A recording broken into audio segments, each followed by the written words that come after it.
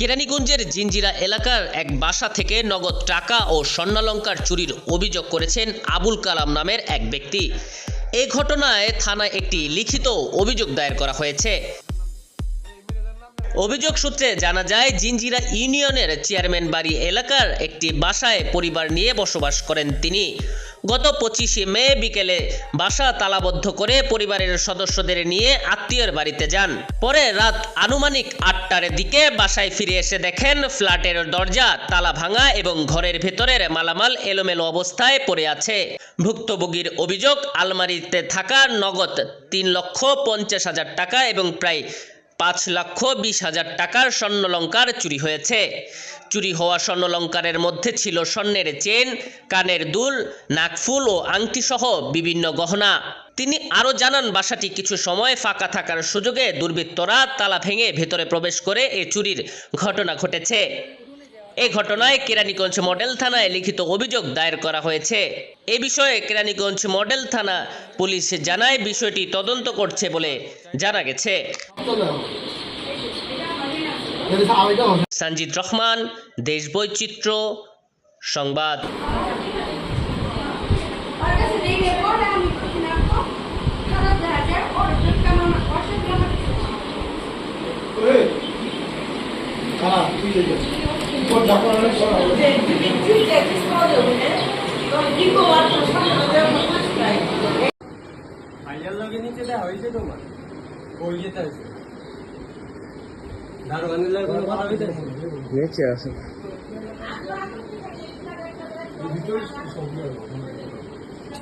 ব্যাংকও কিন্তু ভাঙ্গা গেছে।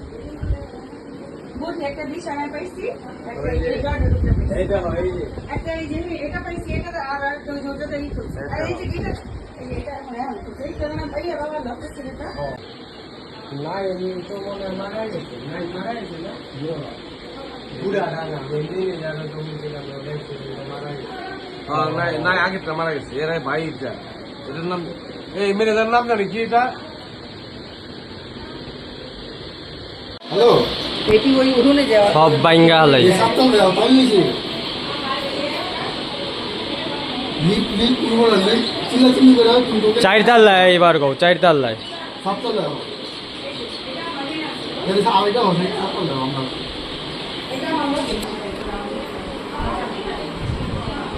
আর কাছে নেই রে পড়া আমি না তো খারাপ দেখা যায় ওর কারণ অসুবিধা ওরে খালা তুই যাই কোন ডাক্তার সরা যে ঠিক ঠিক ঠিক করে দেবে না তো কি করব